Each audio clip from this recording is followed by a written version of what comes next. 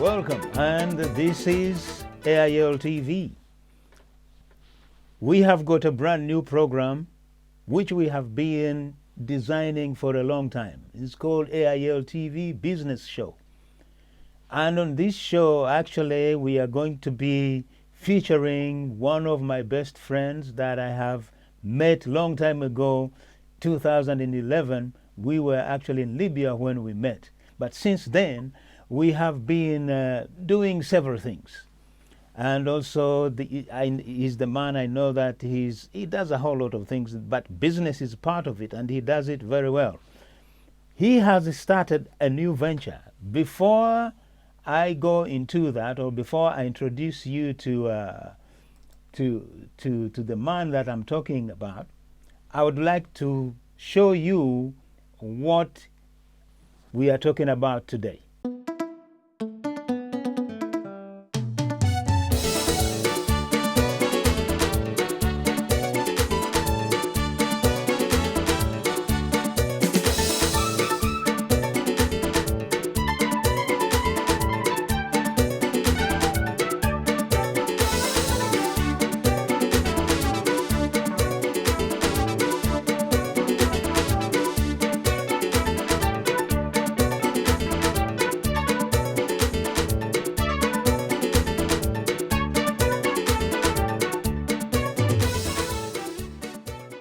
Yes, we are talking mango.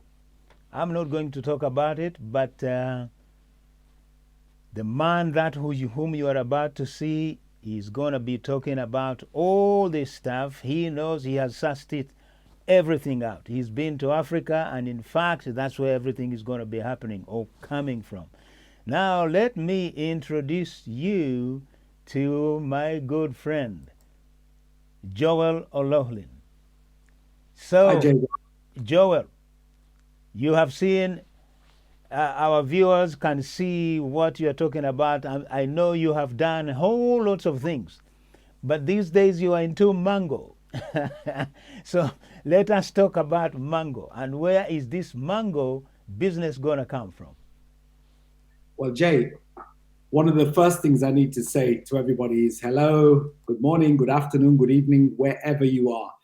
It's great to have you here, and it's great that you're showing an interest in what we're doing in terms of building businesses in Africa and making sure that the continent becomes a place where we are all proud of. We are already proud of it, but there's ways to go and certain things that we could do to make the place more viable in terms of economic development, business, and so on. I am Joel O'Loughlin.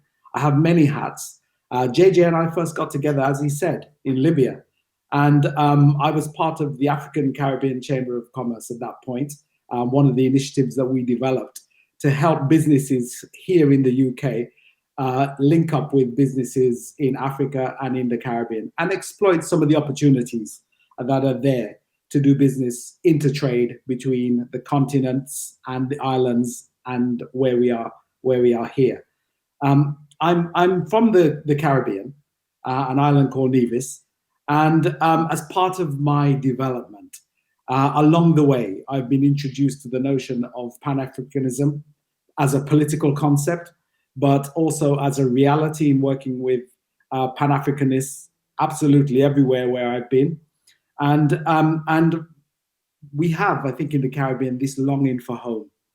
And since Black Lives Matter, I think all Africans everywhere are having that longing for home. In the same way that the Jewish community have Israel as their home, Africa is our ancestral home, and we want to make sure that it develops and grow. So that's been part of the thing that makes me tick. I've always been looking for opportunities to connect with Africa, to do business with Africa, to be with Africans. And recently, I was introduced to a gentleman in Ghana. Now, I have another business called My Zambia, My Africa, run by Leah Kawamba, one of my great friends, who wanted to make sure that her homeland in Zambia was connected to what she was doing here. So we set up My Zambia, My Africa, specifically to do that. And the business has moved into alternative energy, renewable energy over time. But it still runs on the same principle. Let's connect with opportunities there, and let's use some of the expertise, the talent, and cash, hard cash, because it takes hard cash, to make sure that we can do intertrade and make that work for us and for our brothers and sisters on the continent. So Leah introduced me to a gentleman in Cobb's Farm in Ghana. And now there's a beautiful area in Ghana called Samania. And that area really is the mango growing area of Ghana. And I thought, coming from the Caribbean, that I knew all about mangoes. You know, we have about 50, maybe 70 varieties of mango. And mangoes grow on these very tall trees. And so, you know, young boys, as they're going to school or coming from school, they take a stick and they stone the mangoes. And during one part of the year, mangoes are so plentiful, they're on the ground rotting. And when I went to Samania, I saw smaller trees. The trees are almost what we would call dwarf trees compared to what we have in the Caribbean. But they're very well kept and pruned. And there are acres and acres and acres of mango trees. And I thought that I knew what a lot of mangoes were, but these are tons and tons and tons of mango trees. And so I took a visit to Samania and met Daniel Daniel Nakantiki. He runs Cobb's Farm, and I met him and his friends there. They're young farmers, and they're in the business of supporting and managing other people's crops. So they not only farm their own land, they're a management company which manages the farms of other growers in the area. And I was really very impressed with what they did. They're young, they're vibrant, they want to do export. They're already in the export market, which just suited me and what I wanted to do. So I decided that I would invest a sum of money in their farm and help them to increase the product and make sure that we can create some markets for them here in the UK and anywhere we can find it. So my part of the business, I guess, is providing the expertise to export and providing some cash so that they can make things work for themselves. So Joel, you have actually done a very, very long introduction now. People understand. So what we want to see when we, side by side here. So when you met this guy, Somania, basically you also have developed a product that actually carries the same name as Somania, right? Well, Jay, the thing is, I was always interested in the value added in agriculture. And what I mean by the value added is that most of the cost of what you pay for in your orange juice is the value added. That is the processing. So taking the raw mangoes and processing, juicing it. Sometimes they add preservatives. Nowadays, we're more keen on organic juice, bottling it or putting it in Tetra packs. All of that. That's where most of the cost of your mangoes go. So Africa hasn't got the infrastructure that I would like to see there for doing that side of it, the production part of it. So these guys are great at farming, and they just need a bit of help to establish the infrastructure, which means processing machines, which means making sure they've got facilities to preserve mango and so on. So one of the things that I thought would be great, because juice, as you know, has a very finite shelf life. So if we're importing juice into the UK, we're probably competing with America, because Florida orange juice and pineapple juice and so on is fairly cheap. The other thing is that it does not last long. So what we wanted to do was to find a product that had a long shelf life, which was essentially mangoes, had a long shelf life and could easily be transported here because it's light. So that is when they introduced me to their mango drying facility. And their mango drying facility creates these mango chips. I think everybody knows them. They're like crisps, as we would call them in this country. But they're delicious. And I took a bag of these and I took a couple of slices and then I called for another bag, because they are so, it's almost as if they've preserved the fruit and concentrated the flavor. So initially they were just saying that these are mango chips. And I thought, well, actually they need to think about the branding of that. And the place from where the mango is being grown is called Samania. So Samania Slices was born. Now you have actually put the business together. You have talked about branding. You have talked. Let us see again. So so this is your product now. The product that we are seeing beside you, right?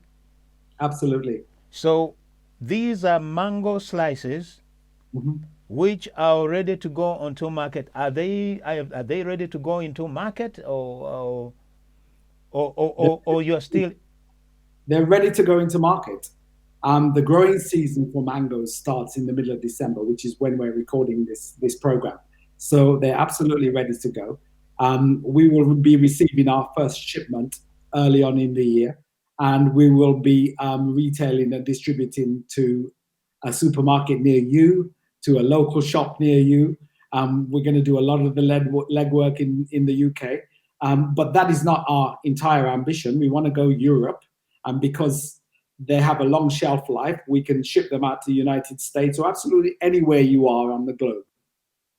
Okay, so Joel, this is a question that is I'm going to put to you because, as you know, uh, Africa has got a big problem in terms of infrastructure, whether it is roads, uh, anything really to do with mobility. Africa has got a very, very, very big problem. How are you going to overcome that? Because you see, later on, we are going actually to see a clip of Mo Ibrahim and Dangote actually talking about this same problem here. But let me just hear you and how you're going actually to overcome these problems. Well, we're fortunate in our business that the road infrastructure and the transport infrastructure doesn't inhibit what we want to do.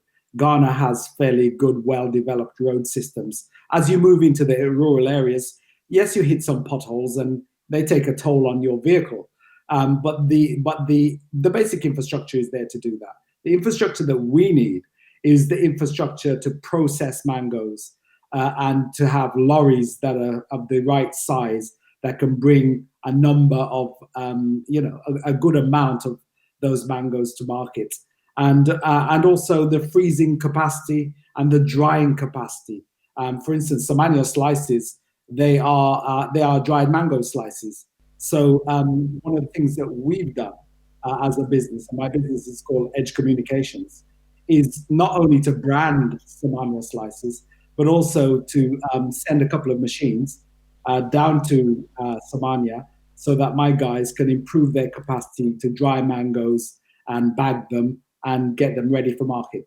It sounds very easy as you put it. It looks like you have actually spent a long time sussing out the problems that we face in Africa.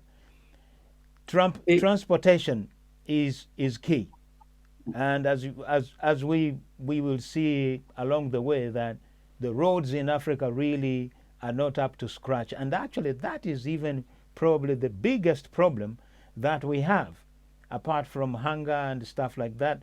Infrastructure of transporting goods, because you will find that the trans, even transporting goods within a country, it is so difficult. Now, how is your marketing strategy? Are you also going to distribute these sliced mangoes in Africa, or you are targeting Europe only?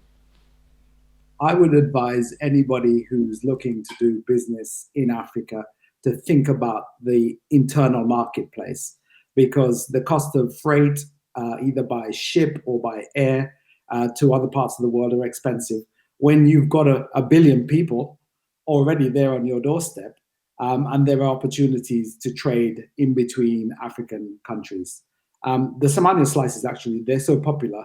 I think 70% of what we produce is going to be consumed in Ghana because people just love the product. So the other 30% will go to other nations in Africa, and maybe only about 5% will turn up in Europe and elsewhere. Because you've spoken about the infrastructure. You mentioned this as a problem, but we have to put things into context. In this country, maybe 150 years ago, here in England, they had the same infrastructural issues. They had an industrial revolution, which changed things for them.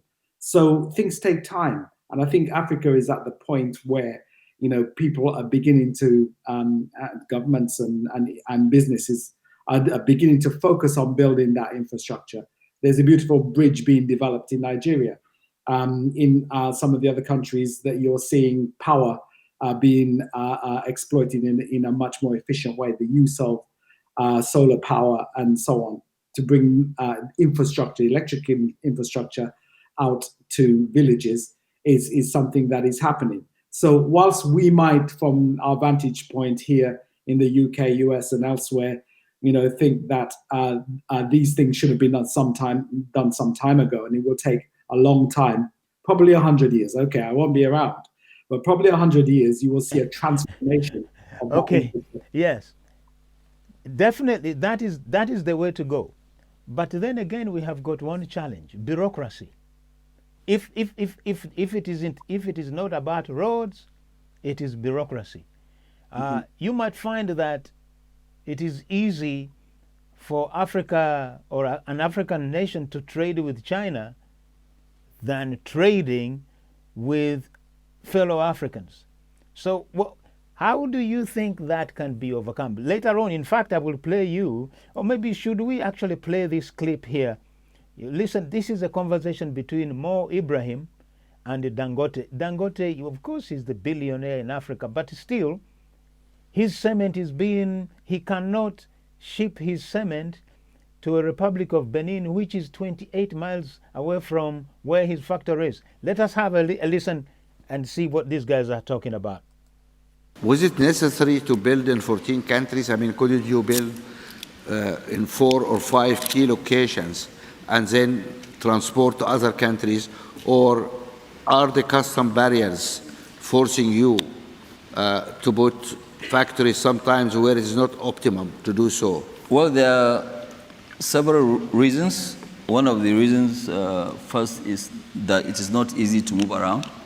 It's not easy to move around. It's not easy to move around, that's number one. Number two, it depends on the country, whether they have limestone, which is our key raw material. That's what I thought. Some location will be more. Yeah, so, well, it depends. Like now, let me give you an example, because you've talked about movement within Africa. Yeah. Take, for instance, our factory in Nigeria, which is in a place called Igbeshi. It's not far away from Obasanjo's house. Okay. Yeah. You put it there friend. Because of Obasanjo? No. It's because of the limestone, actually. Okay. So we have the factory there. We are only 28 kilometers into Republic of Benin. But Republic of Benin, they don't allow us to take cement into, Benin Republic. But they import from China. Why? It's one of the areas that I keep always discussing with my very good friend, Vera. I'm sure she's somewhere here. And I always tell Vera, please, can you make the regional markets in Africa to work before we go to AFCFTA? Now, let me just... You see, now, you see that problem there. It is really the biggest problem that we are facing, because, I have been...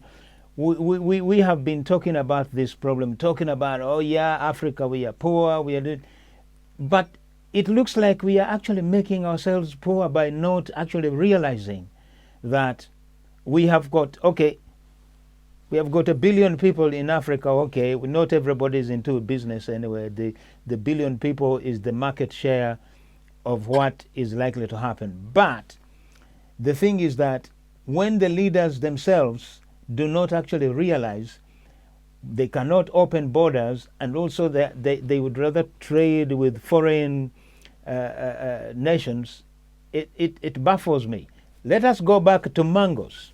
Now, in one of the clip that I have played in the intro, Ghana somehow, maybe 10 years ago, the farmers lost about 166 million pounds. Yet they could now they spent 112 million pounds importing fruits or fruit juice and stuff like that. So you, as a person now who is doing business in Africa, in Ghana, how can you introduce this idea of actually having proper business infrastructure in Ghana, or maybe talking with the Minister of Trade and Industry in Ghana, do you think that is easy? Or Well, let me go back to something that was said earlier, that Africa is poor. Africans may be poor, but Africa is not poor. Most of the world's resources are in that place. Africa is bigger than China, most of Europe, and United States, and certainly the UK, all put together. So it's a huge landmass with all of the materials that make life work. Some of the things that you put in your mobile phone comes out of Africa, the cobalt. So Africa is not poor. Infrastructurally, it is poor. It doesn't necessarily have all of the facilities that we would expect to find in the so-called developing world, developed world. So it's important that we as business people, we as people want to see Africa develop, be fairly focused on making sure that we can provide the infrastructure. Now, there's some infrastructure that we as business people can do. So my business has supplied some drying machines and will do its best to the next stage to provide processing machines. But there is some infrastructure that is the responsibility of government. And so I think the failing at the moment is government seeing that that is the critical thing to do and actually investing in that. But I realize that even government has some challenges, because you have to have the tax base in order to spend on those kinds of projects. So they're necessary to do. Electricity, roads, good internet connections, those things are the purview of government, and sometimes in partnership with business. And unless that's there, then it makes it very difficult to conduct business. Certainly, it makes it difficult to trade across borders. So we as a business are very much focused on doing the little that we can to build up at least the processing industry in our part of our sector, the agricultural sector. But there is much more to be done, and you're quite right about that. In terms of doing business in Ghana, one of the reasons that we've decided on Ghana and not somewhere else is because the government has made it quite clear they're looking at opening the regulations to make it easy to trade. I literally could set up a business in Ghana, a Ghana-based business, and banking arrangements in Ghana by going to Accra and doing it. It probably takes me a day, maybe 2 days. So that's easy to do.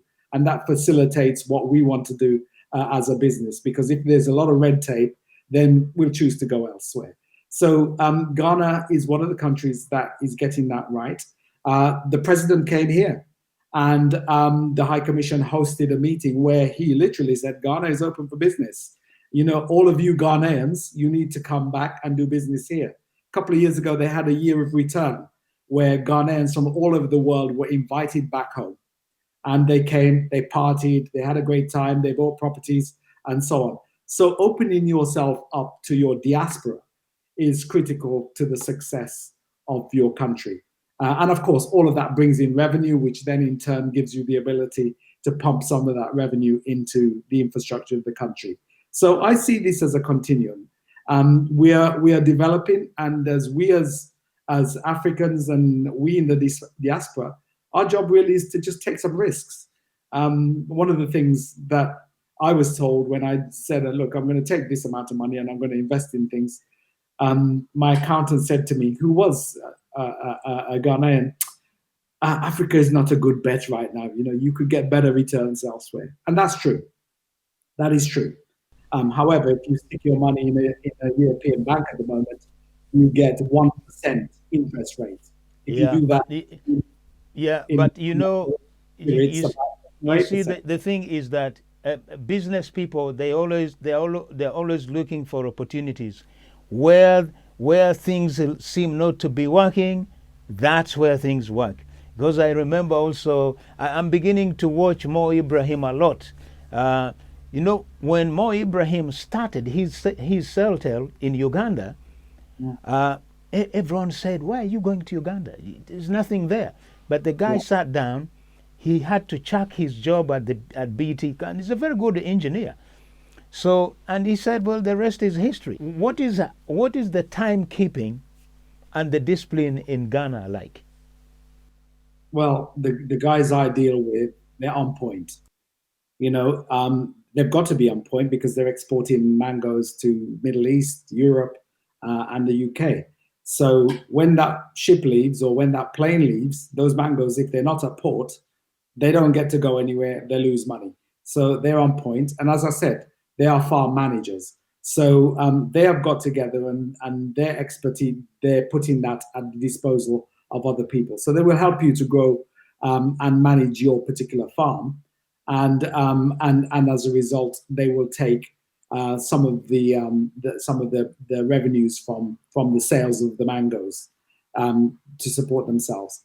I think that the timekeeping thing, if you're rural, then you generally go by the sun. You wake up 5 o'clock in the morning when the sun rises, and then you go to bed maybe at 7 o'clock when the sun sets.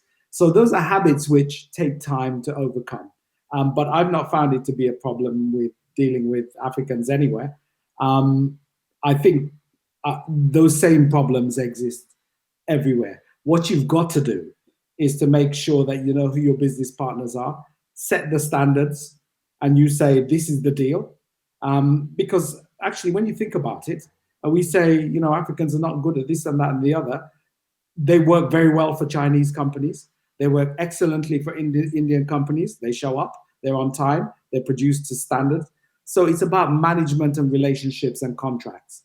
And if you put those things in place and you do it diligently, then you will eradicate some of the problems. There will always be some problems. That's just the way of business. But as you said, Mo Ibrahim made a lot of money out of his cell network. So, there is money to be made if that's your goal. My goal goes wider than money. It goes to development goals as well, because I'd like to be able to be, they have a thing that we say, us Africans say, a rich man in a poor village is going to get his money stolen, yeah, or there will be crime and so on. So it's better to build your village to be as wealthy as you are, and that's our philosophy in business.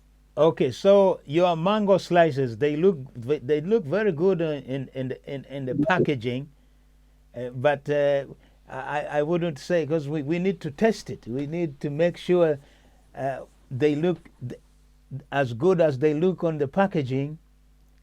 That good look transfers into the taste itself. Now, so when are we expecting these products to be on market so that we can test them?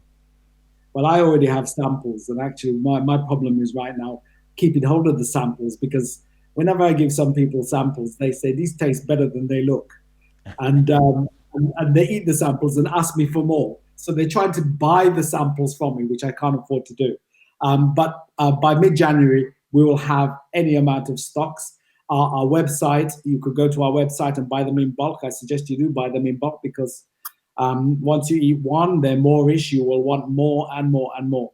So our website is there for bulk buyers and for retailers who want to retail otherwise.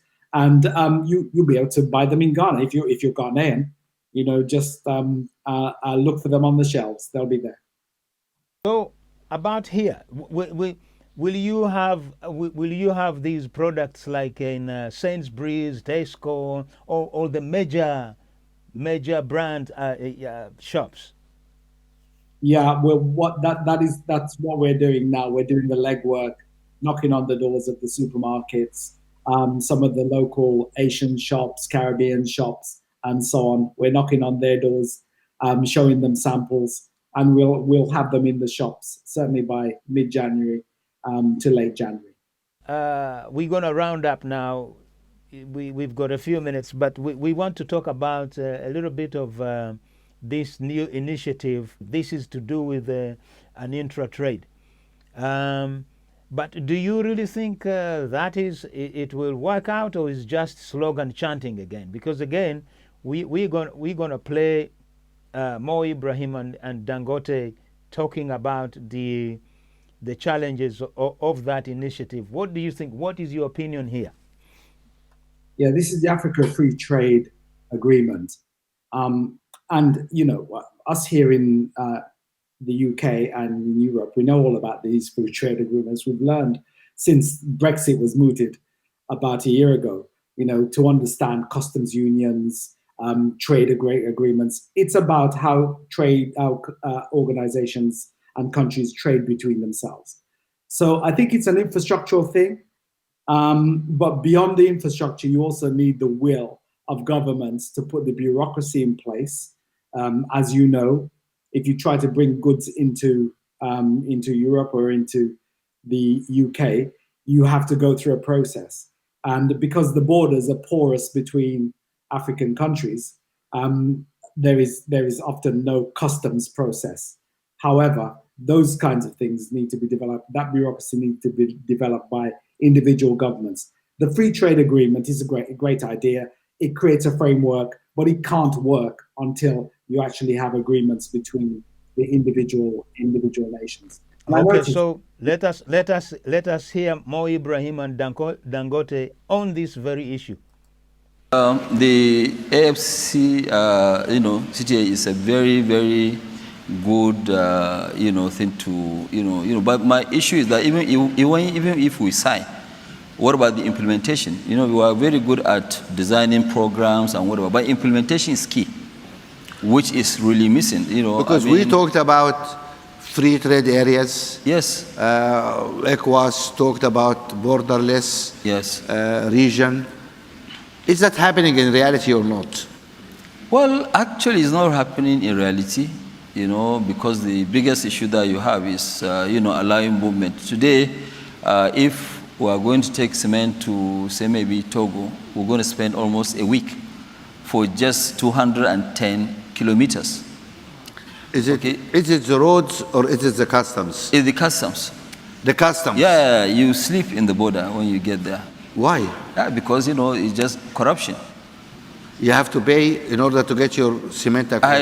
Well, we don't pay, but maybe that's why they're holding us. But even people who are paying, they have to spend that long period of time. Also. It's a long process, yes. So I think the CFTA will help us. But I think before we jump to CFTA, we must make sure that the regional markets are working very well. Right, I think... So now, as you can hear, we are aware these slogan chantings, the ideas are good, but if they are not put into practice, and just because of corruption, actually, that is one element that is hindering everything. So, Joel, we have spoken about mango. We know now what you are up to. I hope I will be able to test your mango, although I'm prohibited because I'm diabetic. So I've been told stay away from mango. But one slice won't harm me. I just want to ask you about one thing. The reason why I'm bringing this up, about 10 years ago, you were actually involved in the African Caribbean business development. And at one time, I actually attended the show in London. Are you still in touch with these people, your friends, that you were actually to get this off the ground?